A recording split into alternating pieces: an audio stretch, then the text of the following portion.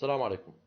This video is supposed to cover the remaining components of Chapter 10, starting with the Speech Act, meaning of Speech Act, definition of Speech Act, types of Speech Act. And the last point in the chapter, which is politeness, also we are going to go through the meaning of politeness, the definition of politeness, the types of face of politeness between two brackets, let's say positive versus negative face. All these are going to be explained and described with examples, of course, and by the end of the video it is expected to reach the objectives of the chapter proposed in the first chapter, or the first video, sorry. Generally, Speech Act means the action performed in saying something, and when we say in saying something, here lies the role of pragmatics. And that means when we say something, we are not going, or we are not expected to interpret mentally in terms of any active society that we practice daily to translate to interpret what is said literally. Here we are not going to go or to, let's say, embed a real meaning of the thing said or proposed by the speaker. Now, of course, when we say something here, we are performing, let's say, speech act. And when we offer, for example, an apology, greeting, request, complaint, invitation, compliment, refusal of a suggestion or whatever, all these are what components, let's say, some components among many of speech act. Now, for example, before I go through the information on the paragraphs that are left here in the chapter, I want to just explain the meaning of Speech Act. It is about what the real words mean. Now, when we say, for example, I'm sorry, here, it depends on the context to interpret the utterance, I'm sorry. So I'm sorry, maybe you make a mistake for somebody, and now you want to apologize. So here, I'm sorry means that you apologize for doing something which is not good or not welcomed by the recipient. Now, again, the same utterance here, let's say, I'm sorry as a phrase. I'm sorry can mean different things, depending also on the context. Now, when you hear a bad news about somebody and now you feel sorry for that body, for the loss of somebody, let's say, now you say, I'm sorry, it means that you try to consolidate that person, maybe a close person, a friend, a relative, acquaintance of you or whatever, or whoever. Now, the same sentence, I'm sorry, can be used differently. It means, it can mean, sorry, that you feel sorry or you regret for doing something bad or ill to somebody else. Or, again, you are sorry for the loss of somebody when you want to consolidate or you want to express your sorrow for losing somebody. So the same word or the same phrase, maybe the same sentence, can be used differently depending on the context. We have not yet considered the fact that we usually know how the speaker intends us to take. Now, again, now it is about how to do things with words. Now, maybe we get a command, maybe we get a request from somebody, depending on the social position, depending on the occasion, depending on the context. Now, now we are not going to deal with what is said literally. Of course, we need to interpret, and this depends on the knowledge of the recipient to understand and to share the exact information that the speaker intends to convey. In very general terms, we can usually recognize the type of action. Now, the same word can act differently, performed by speakers or by a speaker with the utterance. Now, speech act is what? Is to describe actions such as requesting, commanding, questioning, or informing. So all these can be under the umbrella of what? Of a speech act. And the speech act is one of the major and prominent components of pragmatics, which is the title of the chapter. Now, the definition of a speech act, as found in the book, the action, maybe the actions performed by a speaker with an utterance. Performed by a speaker with an utterance. It means the intention of the speaker. Now, when that person says something like, I will be there at 6, it means what? Literally, I will be there at 6, it can give no meaning. But now, if you get an appointment with somebody, and maybe you are in your way to that place of meeting, let's say, now I will be there at 6, maybe you are giving a promise to that body that you will be there at that exact time that you agree with him. Okay, as far as the types of speech acts are concerned, here we have a table 10.1 actually explains many things that are related to types of speech act. Now, before I go through the highlighted sentences, as you can see, I'd like to explain something related to the table. Now, you see here we have different types or different syntactic structures in English. Now, did you eat the pizza? As a question here, it sounds to be like that. Did you eat the pizza? Now, this is what the structure of the sentence is interrogative, because you are what? Asking about something, asking the person who is participating, or let's say the recipient, you want that person to give you some particular information about eating the pizza or not. So the function of this sentence is a question. Now, eat the pizza, please. This is an imperative since it starts with a verb, and it can be seen as a command and can be seen also as a request, depending again on the context as well as the occasion of the speech or of the utterance, when that utterance is produced. Now, eat the pizza without please, eat the pizza, this is an imperative, and you are commanding somebody to have the pizza eaten. But now, since it is attached at the end by please, now here you are requesting that body to what? To eat the pizza. You ate the pizza. This is declarative. This is a statement, okay? So you announce that, since it is declarative, so you announce that the pizza was eaten by you. And this is what are given in the form of statement. Now, back to the types of speech act. We have two recognizable types of speech acts. We have the direct as well as the indirect speech act. Now, let's see here. When an interrogative structure such as did you, are they, can we, or whatever is used with the function of a question. Here, when we use it, when we use these structures, starting with one of the auxiliaries like did, are, or whatever, or can, like the modal verb here. Now we are asking to give somebody to give us an information. Now, is used with the function of a question. It is described as a direct speech act because the idea of the question is very clear. So you directly asking that body to give you a piece of information about what? About something. For example, when we don't know something and we want that body to provide us with particular information, we use also the form of question. Now, something, and we ask someone to provide the information. We produce what? A direct speech act. So now, again, what?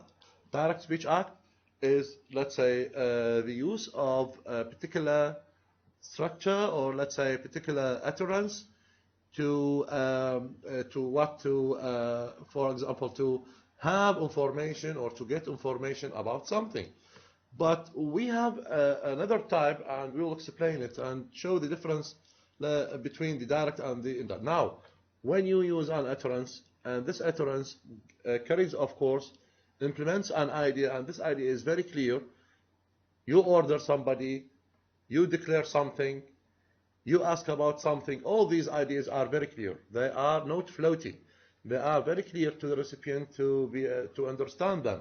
That's why we call these, or this type of utterance, or this type of usage of utterance are called, or is called direct speech act, since it carries the idea directly. Now, similarly, we have another type of speech act, which is the indirect speech act. Now, let's compare between two examples given here. Now, can you ride a bicycle? Here also, again, this is a direct speech act. Why? Because you want to know, you want to get a piece of information about that person whom you are talking to, if that person is capable of riding a bicycle or not, because you don't know already. But if we go further to use different examples, like did you eat the pizza?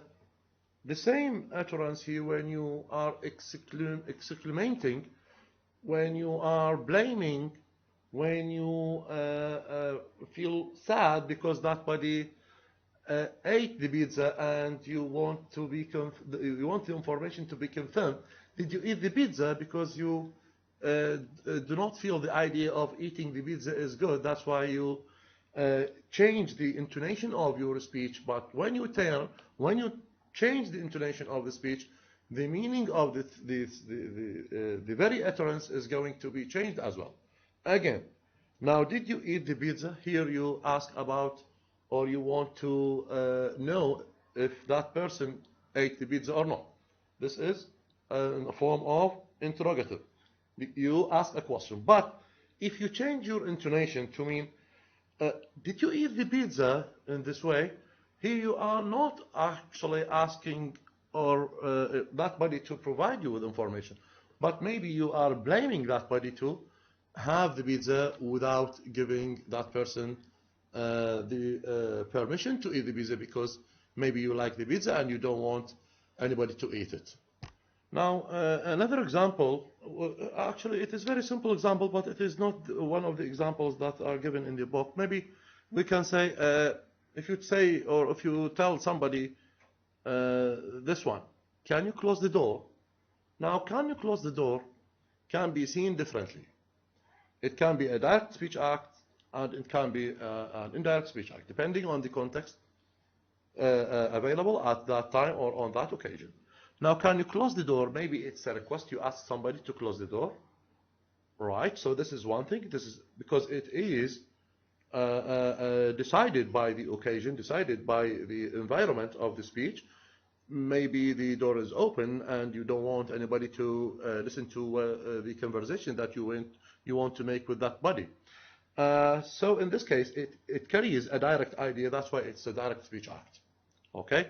But can you close the door can mean something else.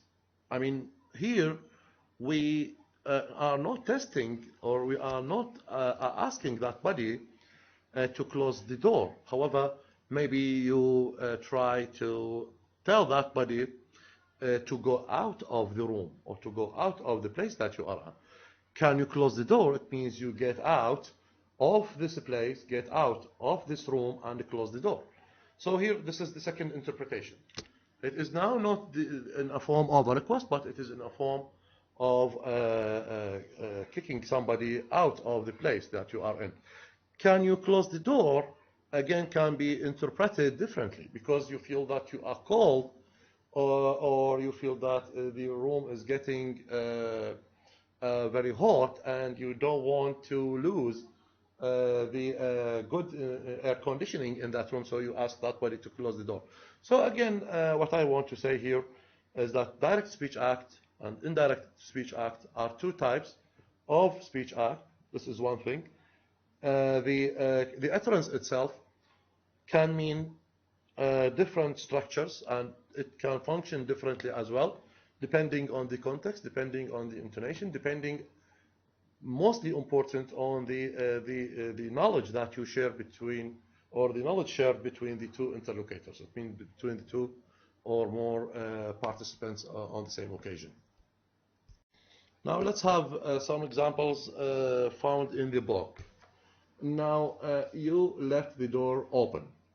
Again, the same utterance here can mean differently. How? Now, if it is a declarative structure, if it is a statement, it is a direct speech act. Now, this is can be, or it would be used to make a statement. Now, however, if you say this to someone who has just come in and it is cold outside, you would probably want that person to close the door. You aren't using the imperative structure.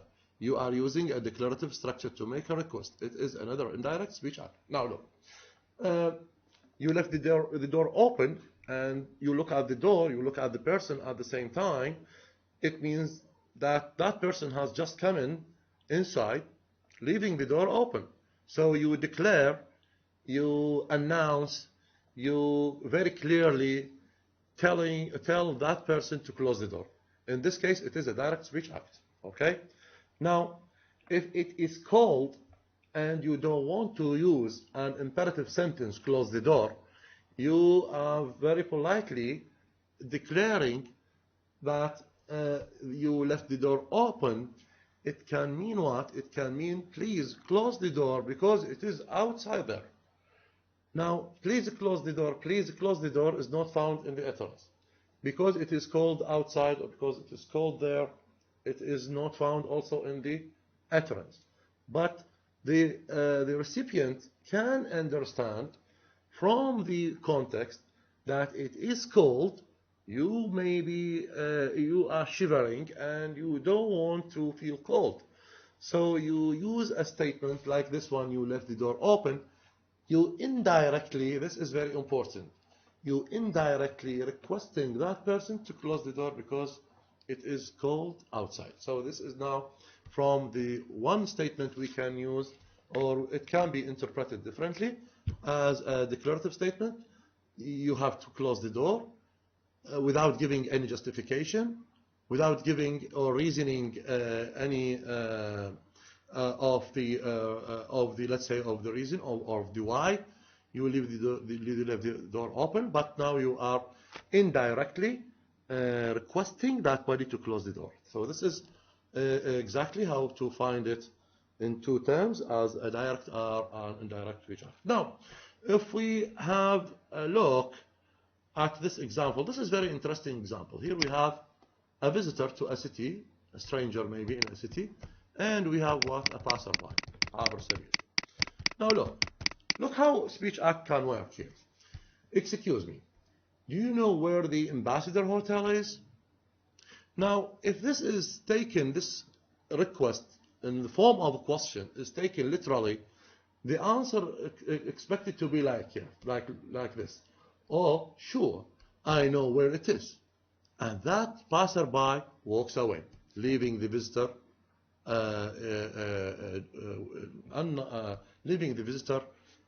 actually shocked, because the sentence is not, or the question is not expected to be interpreted literally. It is expected for that person, for that visitor, was expecting from the passerby to show him the direction of that hotel, of that place.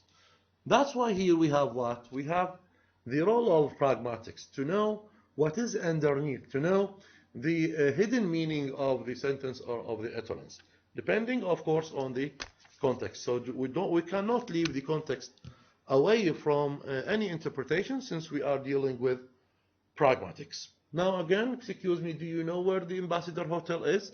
That person is requesting politely from a passerby to show him the direction to that place. Okay, so this is what this is taken as an indirect speech act.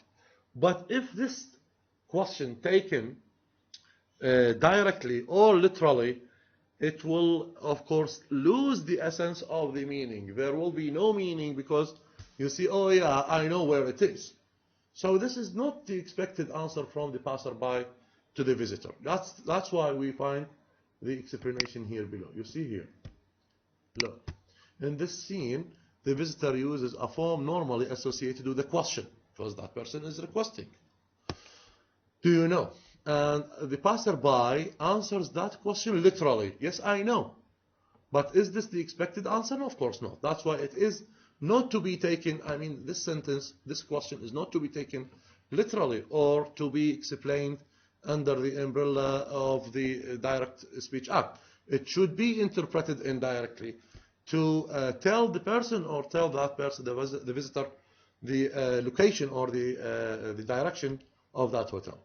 That is, the passerby is acting as if the utterance was a direct speech act instead of an indirect speech act used as a request for direction. So again, here, as I said, I don't want to actually spend much more time on explaining the types as well as the interpretations of direct and indirect speech act. I think these examples are fair enough for us to understand what is the meaning as well as the types of direct speech or indirect speech acts. The last topic in chapter 10 is politeness. Now, I guess many people may misunderstand the, let's say, the exact meaning of politeness. But in the general term, let's say, politeness is almost associated with something which, with somebody who is very nice and very humble, very modest and tactful in using the expressions with people. When you are in action or when you in a set of action with anybody else, you try to be polite, you smile, you give or you use very soft words. No, this is actually, it's okay in the general term. But in a more narrower term, we need to know two important things that are related to politeness. First, when talking about politeness, we have to associate politeness with face. Again, face here doesn't mean the real face. Here we have the face or that, let's say, part of the head which contains the mouth, the nose, the hair, or whatever. No, no, of course not. In the pragmatics, it means something else. It means the self-image that you, or the impression that you give to people. Now, let's find some actually detailed information related to face. But remember, talking about politeness doesn't mean dealing with how to be nice with people only. It is related, okay, but this is the general, let's say, the general outlier of the term politeness. But in pragmatics, we have to understand or to put into consideration two important things. When dealing with politeness, we are after dealing with face. Again, the very word face doesn't mean the face or the organ of let's say, the front side of the head, which carries the nose, the mouth, or whatever. No, it is about the impression that you leave to people. This is now one thing. And the other thing is that when talking about politeness and face, in terms of pragmatics, it gives a different explanation. Let's see, Shahar. The public, as I said, the public self-image, not I personally, but I mean the book. But I'm trying to disclose some explanations and descriptions of the ideas found, which sometimes I feel sometimes they are a little bit complicated. That's why it needs my interference actually to put some prints on these images here to make them clearer. So this is the emotional and social sense of self that everybody has. Now, what we expect when in action with anybody else, when we deal with, let's say, in supermarkets, in schools, in different institutions, what we expect from that body to give us, let's say, a polite face. And we are also expected to offer, again, a polite face. Now, the face means that you save your face. It means that you do not make that body or the interlocutor angry with you, maybe. Now, through the paragraphs that are found here, we are going to be acquainted with some interesting information that are related to face. But from time to time, I need to stop using the very paragraphs or the ideas that are given in the book for the further of clarity, of course. Now, again, this is the emotional face. I mean, the expected face from you of self that everybody has. Every one of us has got a face. Face in pragmatics, not the face, the literal meaning of face, of course. And expects everyone else to recognize. Now, when you, for example, you put a smile on your face, you give the impression that you, for example, maybe you are happy.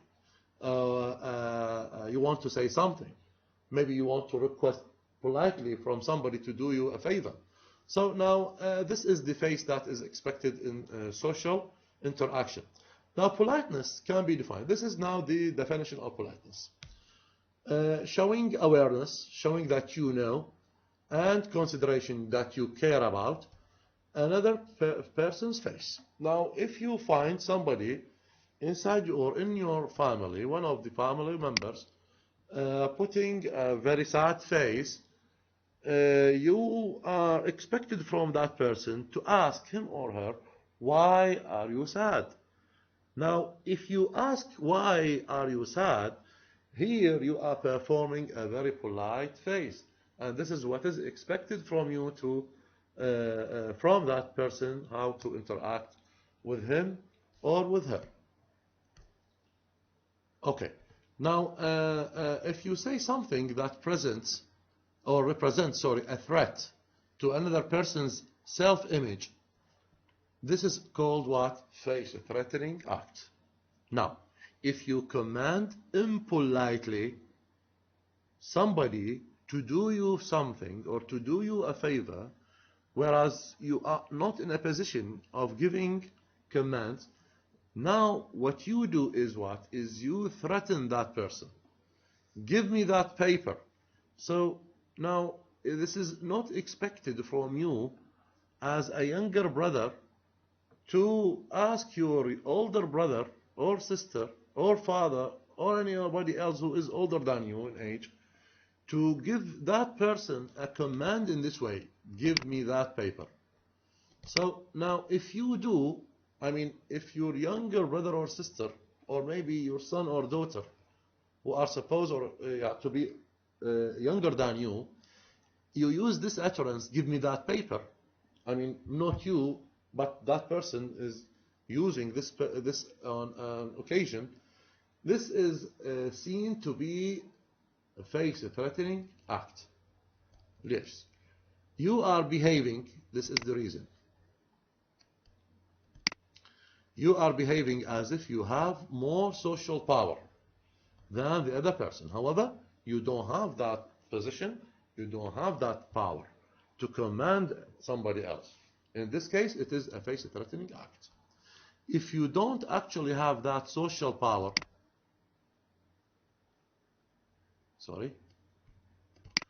if you don't actually have that social power, you don't have, for example, the position to command or to order somebody to do you something, like a military officer, a prison warden, then you are performing a face-threatening act. An indirect speech act, this is how to join or to link the speech act. And if you are asked how you join, or how is it possible to join speech act with politeness, the answer of this question or an inquiry is expected to be found here in this paragraph exactly. Now, when you perform an indirect speech act, you request or you command somebody to do you something, and you are not in a position of giving command, this is called a face-threatening act. In this way, we are linking the indirect speech act or direct speech act with what? With politeness. So be careful of such a question, because if you are asked you are expected to answer or to join it in this way, using an indirect speech act, giving command. You are not in a position to command somebody.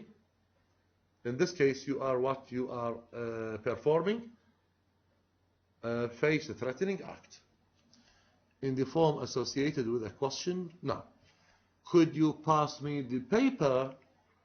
Now here we are not putting ourselves or not involving ourselves in a position of having a power. Why?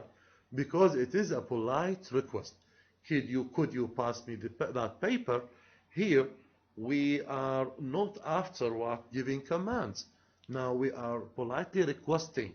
In this polite request, what we leave is what is not a face-threatening act. However, we are performing a very sociable and welcomed image from the face, when we expect the face of the participant not to be angry, or we are not going to, or this type of utterance is not going to be understood as a face-threatening act, but it is to be understood as a request which is very polite. In other words, sorry, this makes, I mean, could you please give me that paper? This makes what? Let's see here, these 3 lines. Now this makes your request less threatening, because you are what? Asking politely, you are requesting politely, so there will be no threatening to the face. So a request less threatening to other person's face. Whenever you say something that lessens the possible threat to another's face, it can be described as a face-saving act. Now, face-saving act can be defined in this way. Whenever you say, so when you say something, I mean you as a speaker, that lessens, that decrease, يقلل the possible threats to another's face, it can be described as a face-saving act. You are not what? Abusing that body. You are requesting very politely that person to do you a favor in this or in that way. We have 2 types of politeness. We have the negative, we have the negative and positive politeness, but this is not directly mentioned actually in the book. The book deals with another topic which is very close to the types that I stated. It is about the face. Since in the beginning, when we started talking about politeness, we say it is linked to face, and this is not the real face as I explained, so I'm not going to echo myself again. Now we have 2 types of face, negative face and positive face. Before we try to have some examples that explain the meaning of the negative as well as the positive face, it is very important to understand negative face or negative politeness doesn't mean to use taboo words, to use ill words, to use words that are not sociable, okay? So this is far from being seen here or being involved in the actually in the topic that we are dealing with. Now, we have both a negative face and a positive face. This is very important to understand that negative doesn't mean bad, doesn't mean to be bad when we have somebody who is bad or treat somebody else badly. This is not related to the negative and positive face. It is related to another topic, which is behavior, and something which is not close actually to our topic for today. It is simply the opposite of positive. The opposite of positive. Again, negative doesn't mean bad. It means when we have positive, we have a dichotomy, the contrastive form of positive, which is negative. This is one thing. What is negative face? It is the need to be independent and free from imposition. Okay? Now, if you are not free from imposing something to somebody, you are not performing any negative face. It means when you do not command somebody to do you something while you are not in a position of doing that, you are not making any negative face. You are not threatening that body. 1. Positive face is the need to be connected, to be sociable, to belong, to be a member of the group, to be very close to those people. What? This depends on what? On the impression that you leave from the face that you confront with somebody else. No, so a face saving act emphasizes a person's negative face, will show concern with imposition. Now look, I'm sorry to bother you, okay? I know you are busy, but, so you see here, when you use or when somebody uses such a statement or such utterance, of course, this person is not leaving any threatening face. It is what? It is about a positive face. I'm sorry to bother you. I know you are busy, but I'd like you, for example, to help me reviewing some kind of material or whatever, right? So here you use some particular words or expressions, and these expressions help you to avoid or to leave away being or leaving any bad impression to the face of the interlocutor. Now, here in this case, you save your face. You do not threaten somebody. Now, a face is a saving act that emphasizes a person's positive face. You see here, face saving act is associated with what? With the positive face, while the threatening face is associated with what? With the negative face. Okay. Will show solidarity and draw attention to a command goal. Now, again, another utterance. Let's do this together. You and I have the same problem, so we need to work together to cooperate or what.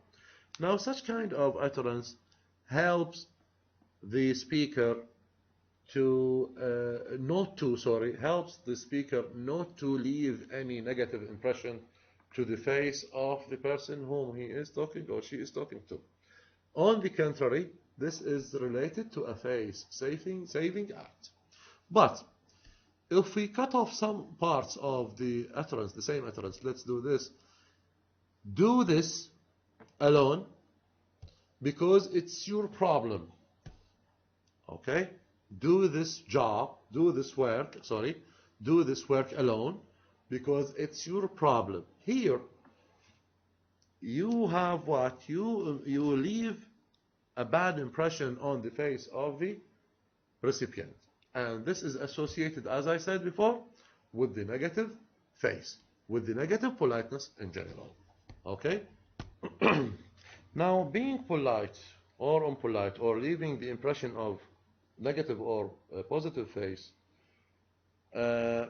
is a culture specific, which means that we don't have equal cultures along the whole universe to have equal explanation or equal understanding as well as interpretation to the activities that we do or practice in our society daily.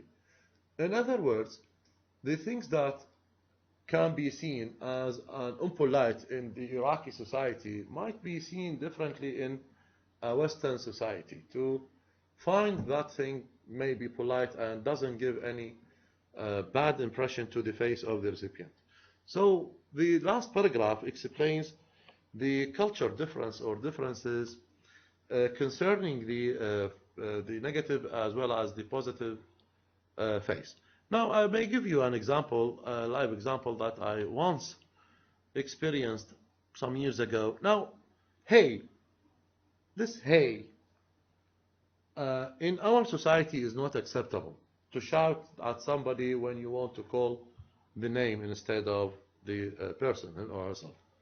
But hey is very sociable to a Western or let's say to American, maybe American, Mexican, or Australian societies.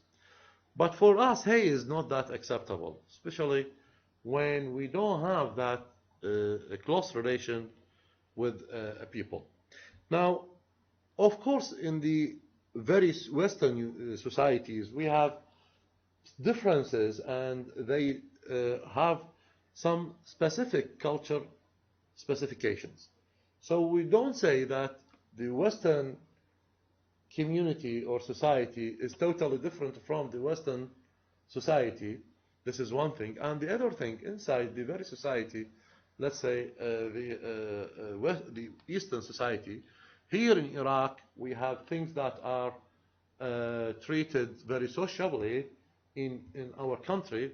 The same thing might be misunderstood when you travel to Egypt. So they have some particular activities and behavior that are different from ours. And the same case, we have things that are considered as impolite in Iraq, and still they are polite and doesn't harm or hurt the face of the recipient. Now, this is the general, let's say, definition or the general gist of the last paragraph. Now, ideas about the appropriate language to mark politeness differ substantially from one culture to the next. If you have grown up in a culture that has directness as valued way, it's okay, means of showing solidarity, and you use direct speech act like, look, give me that chair. This is a direct command, okay? To people whose culture is more oriented to indirectness, more oriented. They like indirectness. They dislike directness, okay? And you use such a statement in a society which deals with directness more which deals or which considers indirectness more than directness, and avoiding direct imposition, then you will be considered impolite. Okay? Now, give me that chair. You use such a statement, such a command, sorry, in a society which likes or which considers indirectness. It means indirectness. Here, it means what? It means, could you give me that chair? Is it possible for you to give me that chair? Give me that chair, please. This is about the indirectness. And you use such a statement, this is to be considered impolite. But if you use give me that chair in a society which is okay to use the directness in your speech, this will not be considered as impolite. It is polite. It is okay. You in turn may think of others as they. Here, if you use such a statement in this society, and those people may disregard being impolite, disregard what you say, and consider it impolite, you feel that those people vague and unsure of whether they really want something or are just asking about it. Are you using this chair? In either case, are you using this chair? It's in the pragmatic sense, may be misunderstood, and unfortunately more will often be communicated than is said. You see here, are you using this chair? It means here, are you using this chair to, if we treat it in terms of pragmatics, you leave this place because you use the chair which is not supposed for you to use it. So this is to be treated directly. Indirectly, are you using this chair? It means you request that body to give you the okay, to give you his or her agreement to take the chair. So, of course, this is not the whole story about pragmatics, politeness, speech act. These are just some shortened and simplified references and explanations to the general concepts that are found in chapter 10. I hope at the end of this we reach the objectives stated in the first video, and I hope everything is okay. And after watching the 4 videos of this chapter, please, if you feel things that are still vague, still not clear to you, you can text me on Google Classroom or the way you like. Thank you very much for watching and listening.